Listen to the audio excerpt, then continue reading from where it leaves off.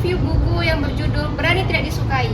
Adapun anggota dari kelompok 3 yaitu Cinta Eka, Saya Farah Fauzia Hanum, saya Neni Gianti, Saya Lina Fernanda, saya Munawiyah Fendi, saya Naila Azahra Yujar, saya Dea Dana Destasari, Saya Aprilia. saya Ida Iransi, Saya Alicia Putri Amanda. saya Naila Salsa, Saya Vanessa Siva Andara. dan saya terakhir Eni Nurani. Selamat nonton videonya. Buku ini merupakan salah satu buku pengembangan diri yang sangat populer karena membahas cara mencapai kebahagiaan dan kebebasan hidup melalui sudut pandang psikologi. Semoga review yang kami sampaikan dapat memberikan manfaat bagi kita semua. sebelum menjelaskan isi buku, saya akan menjelaskan identitas buku ini terlebih dahulu. Buku ini ditulis oleh Ichiro Kashimi dan Komutake Toga. Buku ini diterjemahkan ke dalam bahasa Indonesia oleh Agnes Cynthia. Buku ini diterbitkan oleh Gramedia Pustaka Utama pada tahun 2019. Buku ini berisi 352 halaman. Buku ini termasuk ke dalam kategori fisiologi, motivasi, dan pengembangan diri. Ichiro Kashimi merupakan seorang filsuf dan fisiologi asal Jepang yang banyak mempelajari teori Albert Adler, sedangkan Fumitake Koga adalah seorang penulis yang tertarik pada pengembangan diri dan psikologi. Kolaborasi keduanya menghasilkan buku yang mampu menjelaskan teori fisiologi dengan bahasa yang lebih sederhana sehingga mudah dipahami oleh pembaca dari berbagai kalangan. Latar belakang buku ini ditulis berdasarkan teori psikologi individual yang dikembangkan oleh Alfred Adler. Teori ini berbeda dengan pandangan yang menganggap bahwa masa lalu menentukan kehidupan seseorang. Tetapi menurut Adler, manusia memiliki kebebasan untuk memilih jalan hidupnya sendiri. Oleh karena itu, buku ini mengajak kita untuk melihat kehidupan dari sudut pandang yang positif dan bertanggung jawab. Secara umum, buku ini disajikan dalam bentuk dialog, di mana di antara seorang filsuf dan seorang pemuda. Seorang pemuda tersebut bertanya, bagaimana sih permasalahan dalam kehidupan? Sedangkan seorang filsuf, ia memberikan penjelasan berdasarkan teori Adler.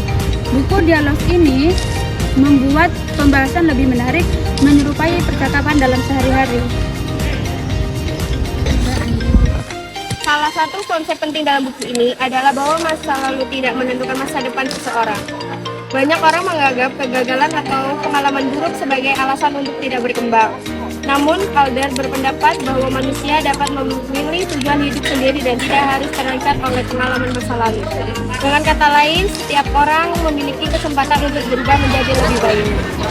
Dalam buku ini dijelaskan bahwa setiap individu memiliki tugas kehidupannya masing-masing. Kita tidak boleh terlalu tercampur terhadap urusan orang lain, begitupun sebaliknya. Konsep ini disebut sebagai pemisahan tugas atau separatian of tasks. Dengan memahami batas tanggung jawab diri sendiri atau orang lain, seseorang akan hidup lebih tenang dan tidak terbebani oleh penilaian sosial. Konsep berani tidak disukai sama dengan judulnya, buku ini mengajarkan tentang keberanian kita untuk berani tidak disukai. Dalam kehidupan sehari-hari, kita selalu berusaha menyenangkan semua orang untuk suka dengan diri kita sendiri, bahkan kita lupa untuk membahagiakan diri sendiri. Buku ini mengajarkan kita untuk tidak meyakinkan mereka, selalu untuk suka kepada kita. Buku ini menjelaskan pentingnya hubungan interpersonal yang sehat. Menurut Adler, banyak sekali masalah yang dialami oleh manusia yang berasal dari hubungan sosial. Oleh karena itu, mari kita saling menghargai dan kerjasama serta memiliki hubungan yang bermasyarakat. Menurut buku ini, kebahagiaan sejati tidak berasal dari pujian atau pengakuan orang lain. Kebahagiaan itu muncul ketika seseorang mampu menerima dirinya sendiri, merasa bermanfaat bagi lingkungan sekitar, dan menjalani hidup sesuai dengan nilai yang diyakininya. Dengan begitu, seseorang akan lebih fokus dan pada pengembangan daripada mencari validasi dari orang lain. Di sini saya akan menjelaskan tentang kelebihan dan kekurangan buku. Menurut kelompok kami, buku ini memiliki beberapa kelebihan. Di antaranya yaitu, yang pertama, isi buku memberikan sudut pandang baru tentang kehidupan. Yang kedua, banyak pesan motivasi yang dapat kita terapkan dalam kehidupan sehari-hari. Yang ketiga, bentuk dialog itu untuk menambah Namun, buku ini juga memiliki kekurangan, yaitu beberapa bagian menggunakan pembahasan filosofis yang cukup mendalam sehingga membutuhkan konsentrasi yang cukup lama untuk dipahami. Buku ini sangat relevan bagi mahasiswa karena seringkali mahasiswa menghadapi tekanan akademik, tuntutan lingkungan, serta kekhawatiran pada penilaian orang lain.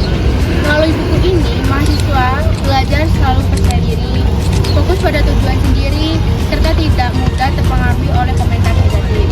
Nilai-nilai di dalam buku ini sangat penting bagi mahasiswa untuk membantu proteksi diri dan menjaga kesehatan mental. Buku ini mengajarkan tentang kebahagiaan dan kebebasan untuk hidup. Tidak ditentukan dari masa lalu seseorang ataupun penilaian sudut pandang orang lain. Karena setiap orang memiliki jalan hidupnya masing-masing.